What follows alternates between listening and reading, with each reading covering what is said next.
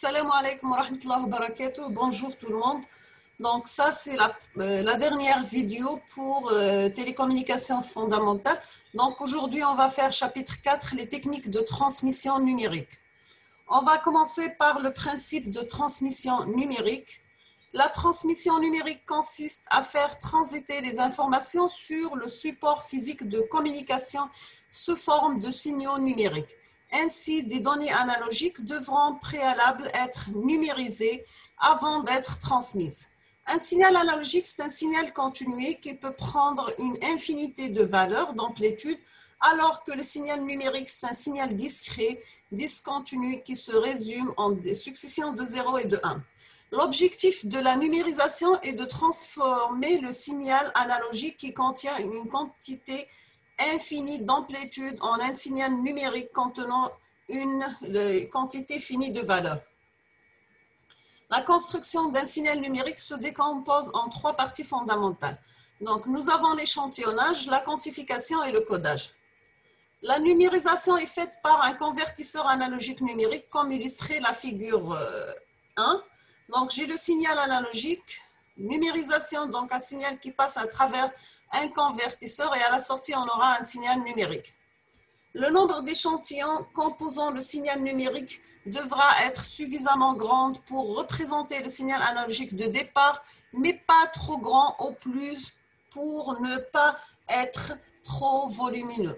La numérisation est d'autant meilleure que le signal numérique se rapproche du signal analogique initial. L'étape inverse qui consiste à obtenir un signal analogique à partir d'une suite binaire est anciennement une opération de filtrage. La numérisation, on va commencer par l'échantillonnage. L'opération d'échantillonnage consiste à prélever sur le signal analogique des échantillons à des intervalles de temps réguliers. C'est la discrétisation de l'axe des abscisses. Il consiste à découper le signal analogique en petites tranches temporelles.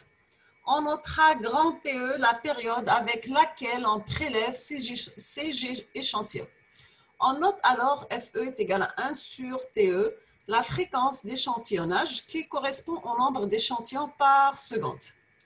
Pour que le spectre du signal échantillonné ne superpose pas avec le spectre du signal analogique, il faut que la fréquence d'échantillonnage FE soit au moins 2 fois plus grande que la plus grande de la fréquence du signal FM, ce qui donne le théorème de Shannon. Donc, nous avons la fréquence d'échantillonnage supérieure à 2 fois la fréquence maximale. Plus la fréquence d'échantillonnage sera grande, plus le nombre d'échantillons sera grand. Plus le signal numérique collera au signal analogique et donc meilleure sera la numérisation. Donc, voici un signal avec échantillonnage d'un signal analogique par deux fréquences. Donc, la première figure, on trouve les fréquences d'échantillonnage faibles et deuxièmement, fréquence d'échantillonnage grande. Donc, nous avons que le signal analogique S de T continu de temps est alors représenté par un ensemble de valeurs discrètes. Donc, nous avons SE de T égale à SNTE. N, c'est un entier, TE, c'est la période d'échantillonnage. Cette opération est réalisée par un échantillonneur, souvent symbolisé par un interrupteur. Donc, on dit l'échantillonneur, voici le signal qui passe à travers un échantillonneur. À la sortie, on aura ce signal.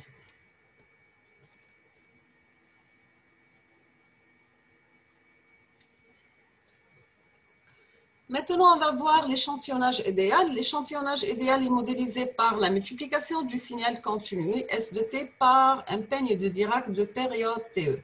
Donc, on dit SE de T égale à S de T par Dirac de TE dt. Donc, est égal à S de T par Dirac de T moins 1 TE.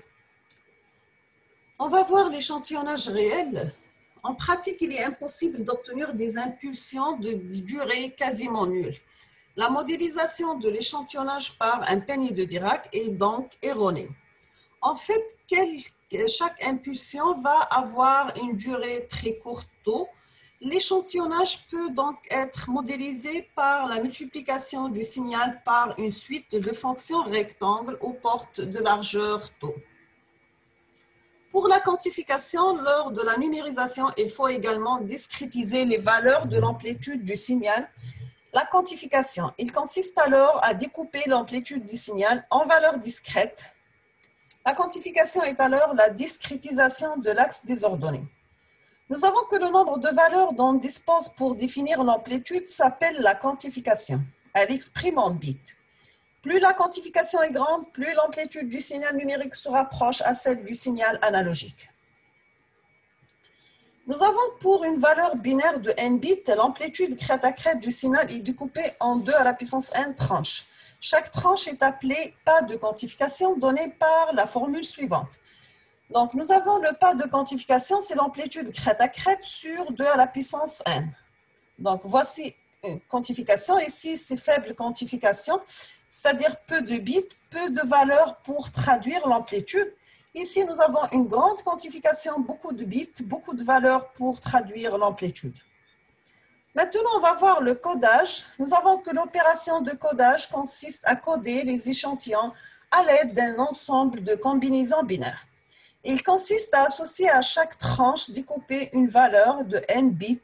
Alors, chaque valeur échantillonnée est associée à la valeur binaire de la tranche où elle se situait suivant une certaine loi. Donc, nous avons l'arrondi supérieur, l'arrondi le plus proche, etc. Voici un exemple de graphe pour une quantification sur 2 bits. L'ensemble des valeurs échantillonnées constitue le signal numérique, comme le représente la figure 5. Donc, on a le code là, 1, 0, 2 fois 1, 2 fois 1, 2 fois 1, 2 fois 1, 2 fois 1, 2 fois 1, 10, 0, 1, 2 fois 0, 2 fois 0 et 2 fois 0. Donc, voici une figure qui illustre le codage. Donc, on a du codage sur 2 bits. Donc, j'ai le signal analogique en rouge, le signal numérisé en vert. Plus la quantification est grande, meilleure sera la numérisation. Regardons la figure 5. La différence d'amplitude entre le signal numérisé en 2 bits et le signal analogique peut être très grand. Mais la figure 6, c'est le même signal numérisé sur 3 bits. La différence d'amplitude est très petite. Et en 4 bits, c'est encore mieux. Alors, plus le nombre de bits de la quantification augmente, plus les deux amplitudes sont proches, c'est-à-dire meilleure est la qualité de la numérisation. Donc, on dit codage sur 3 bits et codage sur 3 bits, codage sur 4 bits, codage sur 4 bits. Maintenant, on va voir les poids en octets du son. Nous avons que la limite des valeurs échantillonnées vient du nombre de bits qui vont être nécessaires pour numériser le signal. Car ce nombre sera écrit sur un support de stockage, le disque dur, la clé, USB, DVD, etc. La capacité de stockage de ces supports est limitée. De plus, il faut penser qu'il faut du temps pour écrire toutes ces données sur un support. Donc, la durée qui dépend beaucoup de paramètres. Donc, nous avons les types de support, la version du port USB, etc. Le nombre grand N d'octets, ensemble de 8 bits, nécessaire pour décrire numériquement une minute de son. Donc, nous avons le poids par bit égal à NE par quantification par le nombre de voix. Le poids en octets, c'est le poids en bits divisé par 8, sachant que NE, c'est le nombre d'échantillons. Donc, nous avons pour une durée d'enregistrement delta T et une période d'échantillonnage TE, le nombre d'échantillons est donné par NE égale à delta T sur TE, donc est égal à delta T par FE. Donc, nous avons que la quantification, c'est le nombre de bits. Donc, le nombre de voix, 2, c'est le son et stéréo, 1, c'est le son et mono. Voici un exemple. Dans le cas d'un CD audio, la numérisation suffit sur 2 par 16 bits stéréo, avec une fréquence d'échantillonnage de 44,1 kHz. La place théorique occupée sur un CD par une minute de musique non compressée est le poids par bit 60 par 441 000 par 16 par 2, donc égal à 846 720 000 bits. Nous avons pour le canal de transmission, pour le transport de données numériques, le codage en ligne est souvent utilisé et consiste à représenter le signal numérisé à transporter par un autre signal qui présente des variations d'amplitude régulièrement espacées dans le temps. Celui-ci étant adapté aux propriétés physiques spécifiques des canaux de transmission et des équipements récepteurs. Nous avons que le codage du signal est utilisé pour représenter les 1 et les 0 d'un signal numérique sur le lien. Ce process est appelé codage en ligne. Après le codage en ligne, le signal peut être directement émis sur le canal de transmission sous la forme de variation de la tension ou du courant. Nous avons que les codes en ligne les plus communs sont les codes NRZ, No Return to Zero, et NRZI, c'est No Return to Zero Inverted. Le code biphase et le code bipolaire. On va voir le code NRZ. Ce code représente la technique la plus simple de codage. Dans cette technique à deux niveaux, le signal numérique est codé suivant les règles, une tension négative pour un bit de donnée 0 et une tension positive pour un bit de donnée 1. Donc, voici le codage NR0. Les principales caractéristiques du codage NRZ sont une bonne résistance au bruit, une mauvaise adaptation au support, le spectre centré sur la fréquence nulle, peu de transition, donc difficulté de synchronisation d'horloge. Le code NRZI, donc nous avons le signal est codé suivant les règles suivantes. La tension s'inverse à chaque période pour un bit 0. La tension reste constante à chaque période pour un bit 1. L'allure de ce signal est représentée par la figure 8. Donc, l'avantage essentiel de ce codage par rapport au précédent se manifeste dans les transmissions où le signal reste de longue période à 0. Dans ce cas, il y a injection de transition qui facilite la synchronisation de l'horloge du récepteur. Donc, on va voir le code Manchester, une solution permettant de décaler le spectre du signal vers les fréquences les plus élevées consiste à coder les états de base par des transitions et non par des niveaux. C'est la solution adaptée par le codage Manchester, ou encore appelé codage biphase. Cela se traduit par les règles suivantes. Nous avons un franc montant pour un bit de donnée 0, un franc descendant pour un bit de donnée 1. L'allure de ce signal est représentée par la figure numéro 9. Donc, voici la figure numéro 9 pour le code de Manchester. Donc, quelles sont les caractéristiques de ce codage? S'il y a une bonne résistance au bruit, c'est-à-dire nous avons deux niveaux, une bonne adaptation au support à bande passante large, beaucoup de transitions, donc facilité de synchronisation d'horloge. Le principal inconvénient de ce code réside dans la grande largeur de son spectre, ce qui les confine au support à large bande comme les câbles coaxiaux. Pour le code bipolaire, nous avons que les codes à 3 niveaux se distinguent par un spectre à bande étroite qui possède en outre la propriété de s'annuler quand la fréquence tend vers 0. Nous nous limiterons à la description du codage bipolaire simple.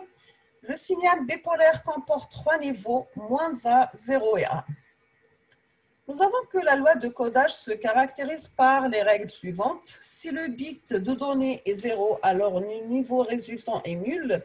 Si le bit de donnée est à 1, alors le niveau est alternativement égal à -A et A plus 1. On va voir ça sur la figure numéro 10. Donc, voici le code bipolaire.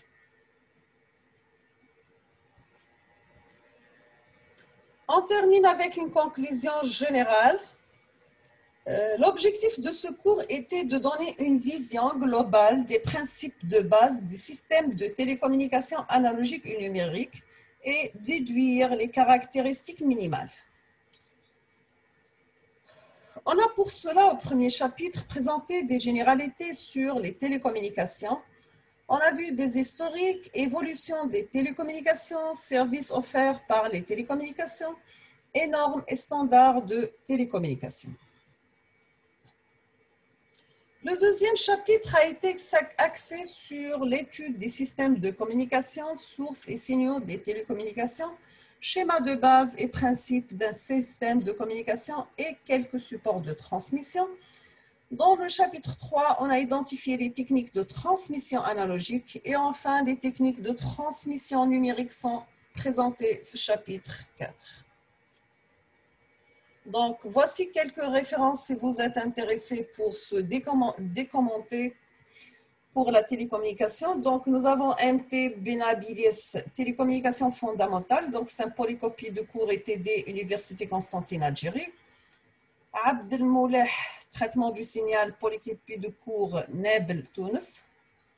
Chomet, numérisation d'un signal analogique TP, Léon, France. Wikipédia, Fontolier, système de télécommunication, traité d'électricité. Christophe Mort, transmission de signaux courts et exercices d'électronique. John Knott en Theory of Modulation. Et Dromard et Serret, architecture des réseaux. Donc là, nous sommes à la fin de la vidéo. Je vous remercie pour votre attention. Bien sûr, je vais faire d'autres cours bien sur la télécommunication avec, sous forme d'autres modèles. Je vous remercie infiniment pour votre attention. À la prochaine vidéo, Inch'Allah. Merci.